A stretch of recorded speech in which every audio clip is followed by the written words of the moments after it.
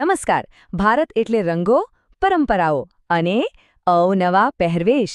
દરેક રાજ્યની પોતાની આગવી ઓળખ અને ઓળખ સૌથી વધુ ઝળકે છે ત્યાંના લોકોના કપડામાં. તો ચાલો આજે આપણે ભારતના પરંપરાગત વસ્ત્રોની આ રંગીન દુનિયાની એક મજાની સફર કરીએ. આ જુઓ, આ માત્ર ભારતનો નકશો નથી, પણ જાણે કે એક આખો સાંસ્કૃતિક ખજાનો આપણી સામે છે. ઉત્તરના એ ચમકતા રંગોથી લઈને દક્ષિણની એ સુંદર સાદગી સુધી દરેક પ્રદેશની પોતાની એક અલગ જ સ્ટાઇલ છે. ચાલો આ વારસાને જરા નજીકથી જાણીએ અને જોઈએ કે દરેક પોશાકની પાછળ કઈ વાર્તા છુપાયેલી છે. તો આપણી સફરની શરૂઆત કરીએ પશ્ચિમ અને ઉત્તર ભારતથી, એવા રાજ્યોથી જ્યાં રંગો જાણે કે ઉત્સવ મનાવતા હોય. અહીંના પોશાકોમાં જીવનનો ઉત્સાહ અને ઉમંગ એકદમ સાફ દેખાય છે. અને અહીં આપણું ધ્યાન જાય છે ગુજરાત અને રાજસ્થાન પર. આ એવા પ્રદેશો છે જ્યાં જમીન ભલે સૂકી હોય, પણ અહીંના લોકોના પહેરવેશમાં તમને જીવનના બધા જ રંગો જોવા મળશે. આ ખાલી કપડાં નથી, પણ એ સૂકા વાતાવરણ વચ્ચે પણ એમની જીવંત સંસ્કૃતિનું પ્રતીક છે. પુરુષો માટેનું આ કેડિયું, એનો ઘેરદાર દેખાવ અને એના પરનું ઝીણું આભલાકામ ખરેખર ઉત્સવોની શાન છે. અને સ્ત્રીઓ માટે તો પૂછવું જ શું, રંગબેરંગી ચણિયાચોળી અને લહેરાતી ઓઢણી, ખાસ કરીને ગરબા રમતી વખતે આ પોશાક એક અનોખી ઊર્જા અને સુંદરતા ભરી દે છે. સાચું ને?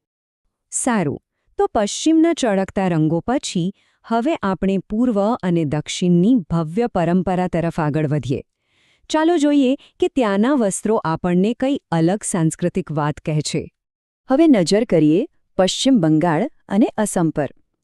અહીંયા છે ને, પોશાકની સુંદરતા રંગો કરતાં વધારે એના વણાટમાં છુપાયેલી છે. અહીંનું રેશમ અને સુતરાઉ કાપડ તો આખી દુનિયામાં પ્રખ્યાત છે. એકદમ સાદા દેખાતા વસ્ત્રોમાં પણ એક શાહી અહેસાસ થાય એવી અહીંની કારીગરી છે.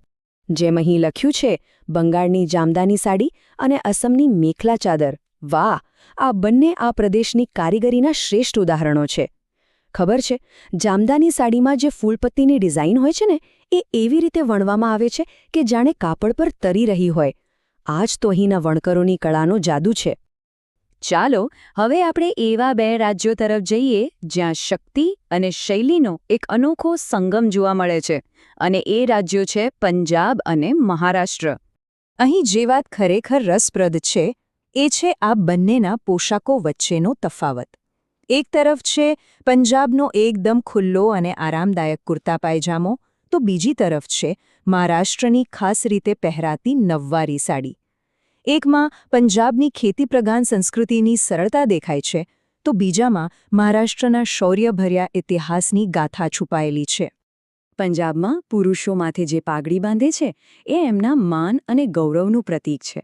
અને મહારાષ્ટ્રની 9 ગજની નવવારી સાડીની તો વાત જ અલગ છે. એ માત્ર એક વસ્ત્ર નથી. ઐતિહાસિક રીતે આ સાડી એવી રીતે પહેરાતી કે મહિલાઓ એને પહેરીને ઘોડેસવારી અને યુદ્ધ પણ કરી શકતી. એટલે કે એ સ્ત્રી શક્તિનું પણ પ્રતીક છે.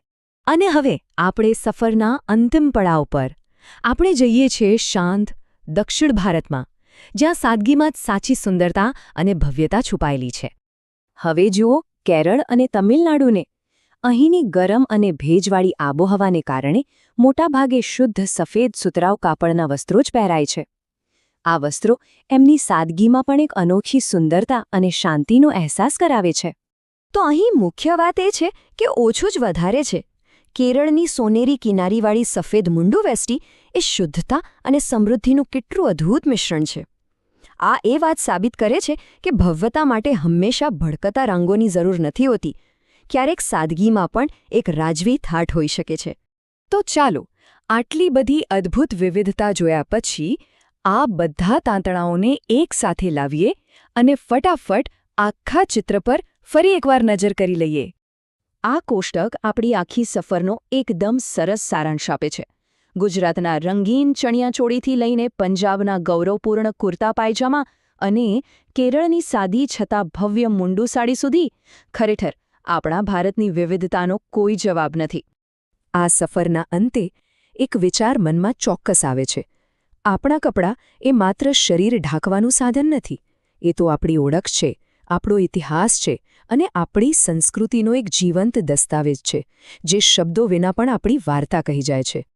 આ સુંદર દૃશ્ય વિશ્લેષણ ટિંબાગામ પ્રાથમિક શાળા દ્વારા પ્રસ્તુત સામગ્રી પર આધારિત હતું અને તેનું સંકલન કર્યું છે મુખ્ય શિક્ષક શ્રી સતીશ પ્રજાપતિએ.